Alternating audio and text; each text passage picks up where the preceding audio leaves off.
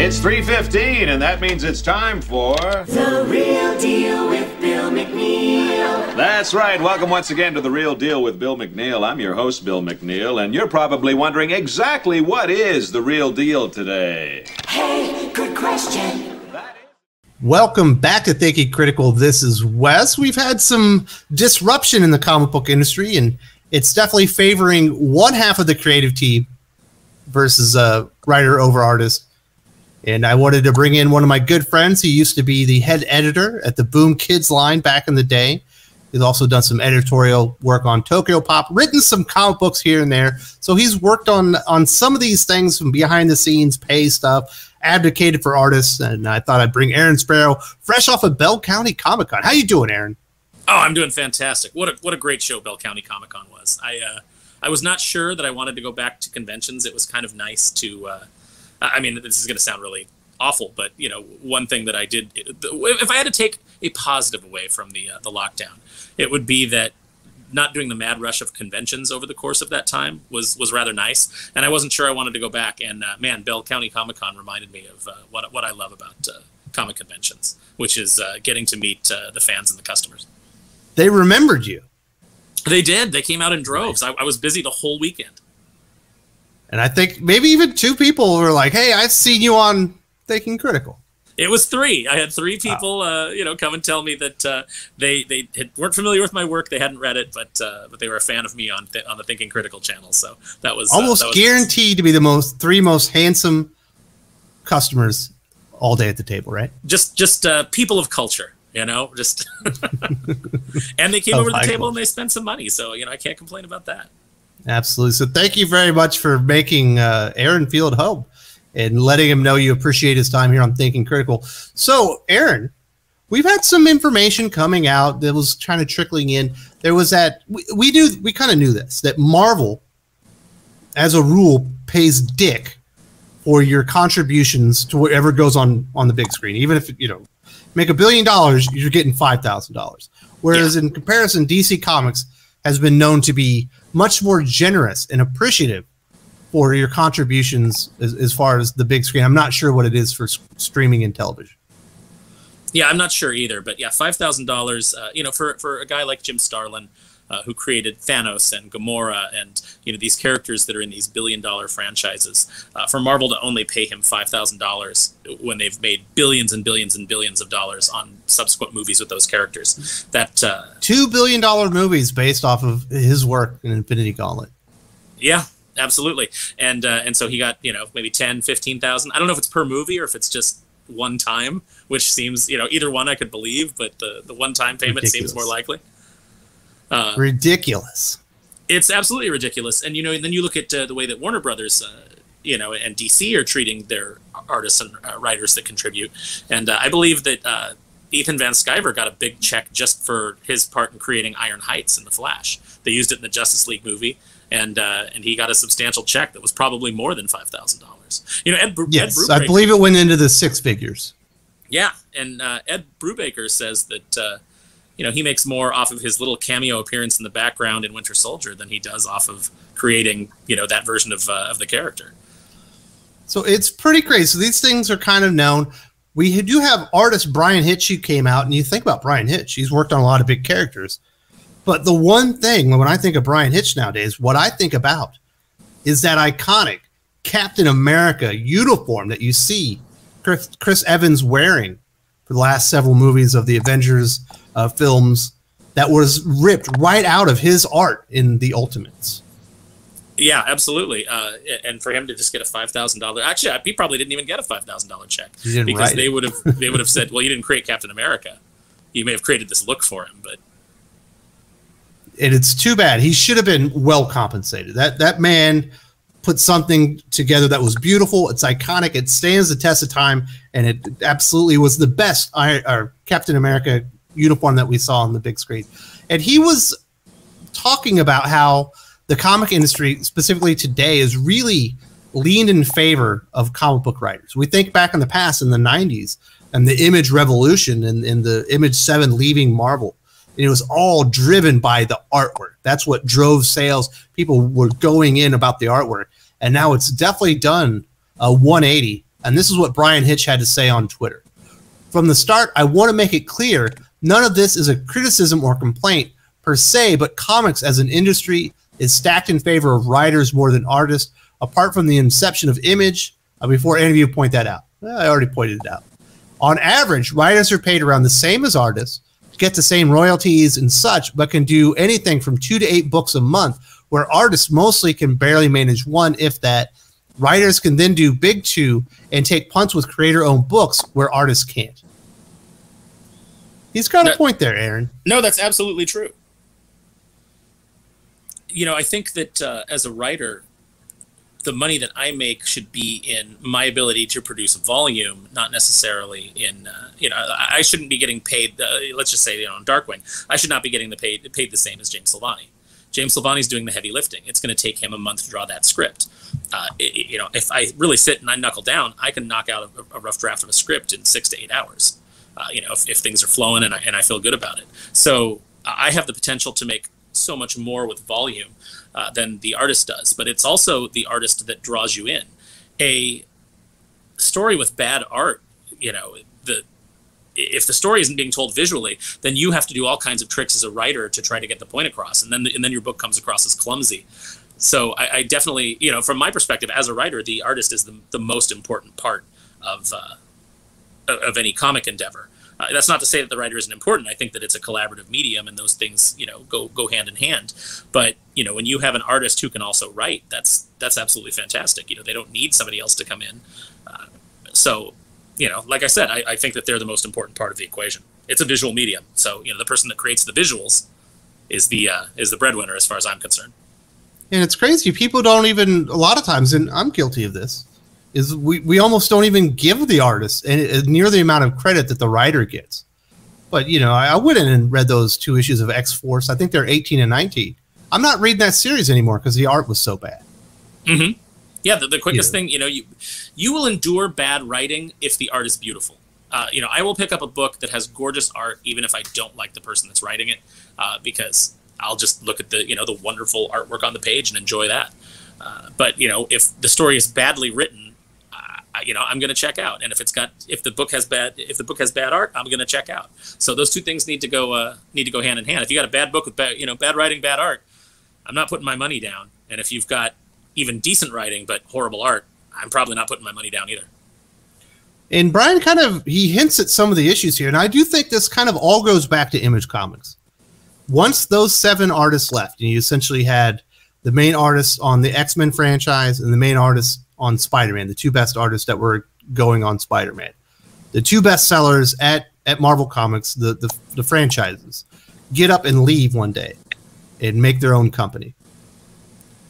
And I think the entire industry is absolutely petrified to make new superstar artists for exactly the reason that he's talking about there. They can only do 1 book at a time. They can only do it monthly. Whereas if you have a superstar writer, hey, you've got Scott Snyder. He can still do 2 books at DC Comics and maybe an event and even do a side projects. If you don't have to lose the talent just because they become a superstar. Well, with Marvel right now, it's like even if you have a bland writer, you can give them 18 books. Absolutely. And if you're a good artist at Marvel, they will not give you an ongoing book.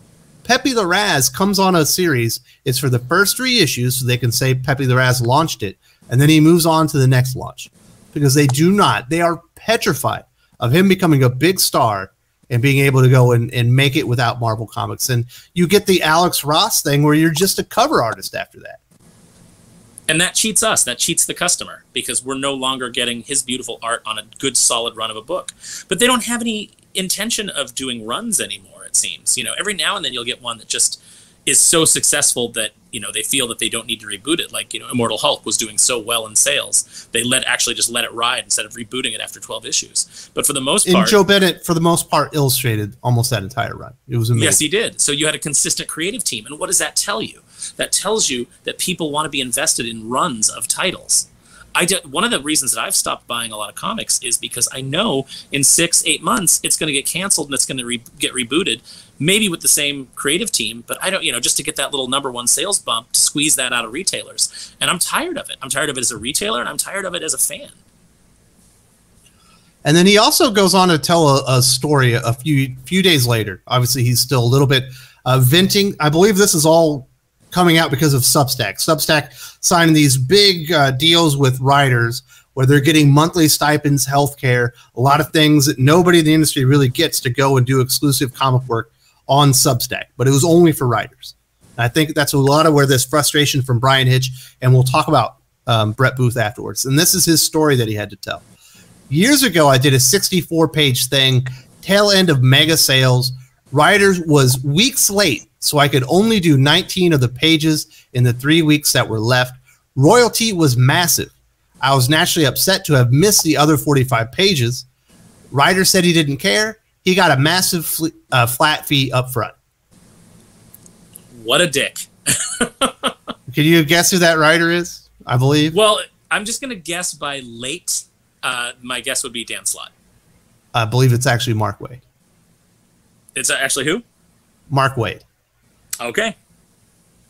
That surprises me because when I was at Boom, I did see, for all of the things that people don't like about Mark Waid, I did see Mark Waid try to take care of his creative collaborators. So that's a little bit of a surprise. Did he Maybe get a massive flat fee up front?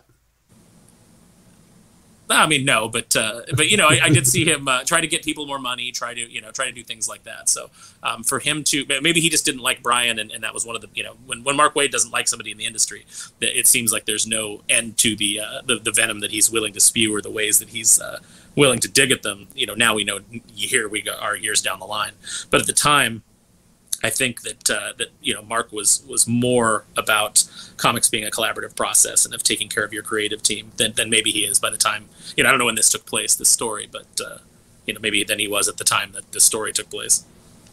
But it's kind of crazy. You can see the artist in this case is at the mercy of the writer. If the writer doesn't get it on time, you don't have time to finish it, but there's still a deadline. So now they got to bring in other artists to come in and help do the work and really can screw you over. And it definitely feels like everything, the entire balance is tilted all the way over to the writers. And I don't see that changing anytime soon. You can definitely tell that Substack themselves feel that way. Yeah, I think with Substack, I think maybe it's a little bit different. My interpretation of it would probably be that they're looking at, because the writers are prolific, they're looking at them as being able to build an entire library of projects. So that's why they're investing in the writers, because obviously they can do that faster than, say, an artist can. It'd be much tougher for an artist to kind of complete that same objective for them. So I would say that's probably why Substack is leaning heavily towards writers, and then counting on the writers to bring in top talent on the books. Now, hopefully, when you get a Scott Snyder or a James Tynion going over to Substack and they're setting these up, hopefully they're paying the artists well. And getting them some deals on the back end so that they can make royalties, and if this turns out to be successful. So that would be my hope, but I don't know the details of it. But I would say that's probably Substack's philosophy in going after writers. Well, the problem is Substack initially when it's created, it's geared towards journalists and writers, kind of bloggers and stuff like that. So they're coming at it from that perspective, not realizing. Well, I'm sure they realize it, but not fully appreciating that comic books is an action visual medium. And if you don't have great art, James Tynion can write 5 comic books a month and put them out there on Substack. If it has substandard art, people aren't going to be happy. But if you get Greg Capullo on his own Substack and he's doing, a couple of his own designs or whatever, exclusive pictures or prints or whatever, and then you're also getting a comic book, I think people would probably be even more excited about that if you're getting Greg Capullo's best work. I mean, Greg could probably be producing a lot of work right now since his Twitter seems to indicate that he's terrified to go outside because of COVID. So I feel like he could really be knuckling down with that time and doing more than one project. I think that this whole leaning towards writers, is for the reasons that I stated, but also you make a good point. The site is used to dealing with journalisms and writers in that respect. So maybe the people that are in charge that are making these deals, they don't have the vision of what the artists could truly do. I think that may change if this turns out to be successful. They may be looking at ways to broaden it. And, you have plenty of artists out there that can create their own properties, that can write their own stuff, or then could bring in a writer to be the secondary person. You know, they're the primary, much like Scott Snyder is with his deal. But then, you know, for them, being the artist, the writer is the secondary person brought in that they choose and that they hire. And I think that that would be a more equitable way for this to go forward, and a more successful way, because you know, the more content you have, the better, and the more creativity you have working for you, the better. So. Very interesting stuff. Obviously, Brian Hitch is kind of felt probably left out. Like, hey, we're not getting equal billing here. Probably not fair. Brett Booth, another wonderful artist, big fan of his. He came out and he kind of started diving into the crowdfunding stuff, and you could see that. I think this was probably driven a lot by the Substack news as well. And he had to say, "Sorry if I seem a bit bitter. It's just way more difficult for an artist to do their own thing. Money is a huge obstacle, and not everyone is keen on crowdfunding. Sure, it's great for a one-off kind of things, but it's just so far between projects. How many fans lose interest? But hey, hats off to the creators. Can't fault you for doing your thing. But companies, maybe ask some artists as well. Might get something totally original and new." You know, it's interesting to me that he's saying that, you know, it's good for a one-off, and that you know, but do people lose interest? Because I think that so far the model shows that people don't. If you deliver your book on time and people That's like key. yeah, that's key. And people like that's what you know, Common America is doing. They're, you know, they announce a book and then it's in my mailbox, you know, a month and a half, 2 months later. So, you know, they're keeping that momentum going, and you see their numbers going up and up and up. Even books that are later, like you know, you see EVS is still having success with Cyberfrog, even though that those books haven't necessarily been on time. There's been a long gap in between them. So I think that as long as you're keeping your audience engaged, and maybe Brett doesn't want to do that, maybe he's not interested in doing Not that. everybody can have a YouTube channel like EVS. No, not everybody. Not everybody's likable and charming. Yeah, well, not everybody has a personality that pulls people in, and not everybody's the cult of personality. We'll say that. You know, a lot of artists and even, you know, a lot of writers are introverts. You know, they're kind of socially awkward, especially in comic books. So, you know, they're maybe not as comfortable putting themselves out there and connecting with the fans in that way. It's one thing that I absolutely love. Like, you know, like I said, at Bell County Comic Con this weekend, so many people came out, and I was a last minute addition. They didn't announce me until the night before the show, because they didn't book me until the day before. I was an emergency fill-in. And people were still like so thrilled and coming over and talking to me, and it was just such an amazing experience. I think that in order to do the crowdfunding model, you can't be one of these people that doesn't care for the fans, you know, it doesn't care for your customers, that has this attitude that you're an artist, you know, and that, you know, you're so far beyond them. And, you know, if you've got somebody who's like, I don't work for you, I work for the publisher, you're not going to. Well, I don't think Brett Booth, that's really his personality, but he's not really that kind of outgoing person. He's like a little I'm not quirky. saying that about. I'm just generalizing. I'm not saying that about Brett. I don't know what Brett's individual reservations are about it, or what he thinks the pitfalls would be for him to jump into it. But Brett is such an amazing talent, and his art is so gorgeous, and especially when he has, you know, my favorite colorist. You know, we've used him on Darkwing whenever we could get him, Andrew Dalhouse. When he colors over Brett's art, it's absolutely stunning. So just based on the strength of that alone, I think Brett could have a very successful crowdfunding, you know, career, putting out books. And, but it would be a big risk, because, you know, you got to do the crowdfunder, you got to do the art in the meantime, and then you have to deliver on time so you can do the next one. You know, he's not going to have that YouTube channel that's generating, you know, a tremendous amount of money. You know, he does have a Patreon, but I imagine there's a lot of money being generated there as well. So it would be very risky for Brett to do something like that. Well, my hope, you know, I don't know what Brett's pulled down over the years. I hope that he saved money, you know, from the Image days and invested it well. And you know, I would like to think that he's pretty comfortable, but I don't know what his financial situation is. But, you know, if he could risk a little on himself, if he could gamble on himself, I think it would pay off huge. I do too. You know, if I do a video talking about Brett Booth's art, people show up to look at Brett Booth's art. They don't. Yeah, no, absolutely. And I'm in. Like, whatever the concept would be, I know it's going to have action. I know it's going to have, you know, adventure, because I know what Brett seems to like to draw. So just if Brett Booth was saying, like, I'm going to do this, I'm going to do this book, I'm already interested, and you've probably already got my money for the first issue, because I want to see what you're going to do, and I want to look at that gorgeous art with Andrew's gorgeous colors over it. I don't know, when you hear these things from Brian Hitch, you know, somebody that's created something so iconic like that wonderful Ultimates Captain America that we saw on the big screen. Brett Booth, who's done so much work, whose art is just filled with kinetic energy. You know, a few months or a few weeks back, he was talking about his page rate's $300, which I can't imagine a bigger steal in comics than that page rate. My goodness. Yeah, no kidding. Worth every penny of it.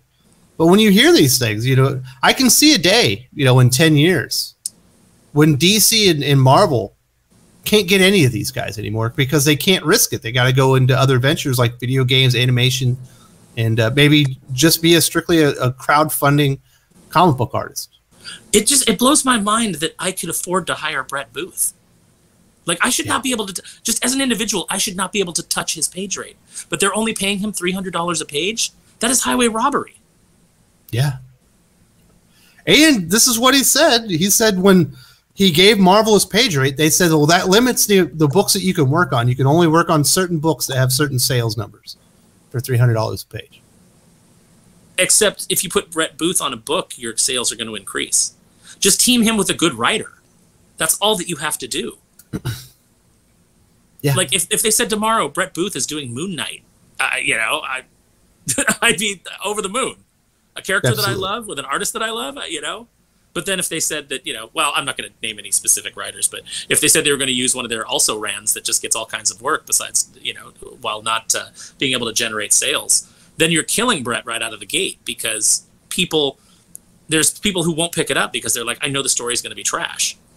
So you have to give, you know, in order to make money, you have to put good teams together. When did Marvel forget this?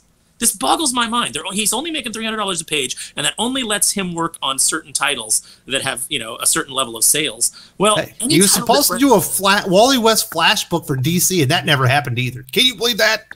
I have been dying to just write a Backlash series with Brett Booth art and Andrew Dalhouse colors. I've talked about that with Andrew multiple times. You know, I know that Brett would love to do Backlash again. You know, I'd love to co-write it with him.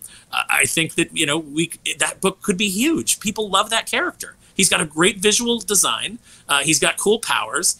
It's an interesting world. He and Taboo are really neat characters. And I think that you could really tell some compelling stories in the DC universe with them if they were allowed to. I just don't think that editorial has any vision for these things anymore. I don't understand what's happening at comics. I really don't. Like, they're going to lose all this wonderful talent. People aren't going to come into this industry for the most part. No, and a lot of people who have the ability, you know, who have the know-how and have, you know, used that over the years to put out successful books, a lot of them are gone because comics isn't paying anything anymore. So they've moved into other careers, and you can't get them back. There's all those, you know, what they want to do is they want to hire these young interns that don't know anything, you know, that it's like their first job. They don't know anything about storytelling. They don't know anything about writing, you know, and they don't train them. They certainly don't have anybody mentoring them to get them to that level. You know, they just want things as cheap as possible. And yeah, it's like Roland Man said, you see a lot of wonderful illustrated art. You just don't see a lot of, well, no, it wasn't Roland Man, it was Aaron Lopresti. You see a lot of high skill level artwork, but you don't see a lot of high skill level storytelling going on in comics right now as far as visuals. No, that's absolutely correct. Yeah, it's too bad. But hey, listen, if you don't start appreciating Brian Hitch, the man, just for that Captain America costume or uniform alone, should have gotten a minimum of 6 figures. Brett Booth's page rate should be well into the 5. Well, maybe not 5, but you get what I'm saying. Yeah, no, he should definitely be making 4 figures a page. Yes, minimum. And I guess the page rates have stagnated, and everything has been pushed into the favor of writers at the cost of artists. And I think it's too bad, Aaron. It's also been pushed in favor of non-writers, people who can't write, who are just, you know, personalities or can say that they're a name. Yeah, you know, it's a really sad time for the mainstream comic book industry. But I will say, I think it's a very exciting time for the independent comic industry. Obviously, crowdfunding is going well. You know, you got guys out there producing books, you know, and telling stories with their own characters, branching out on their own, making the lion's share of the money. And I love it when the mainstream comic industry calls them grifters, because it's like, no, if they're delivering a product, they're not grifters. You know, they're giving their fans what they want. That's not grifting. That's being smart. They cut out all the middlemen, and they're making more of the profit. That's better. They can turn in more pages. They can spend more time doing what they need to do.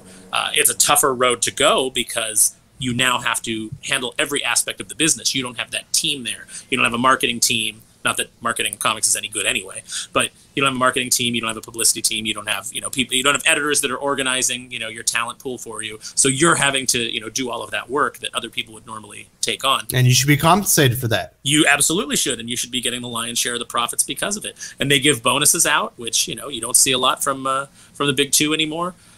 Hey, listen, if you're at Marvel Comics and you make an exciting story that makes them $1 billion, you're going to get 5,000. Woohoo!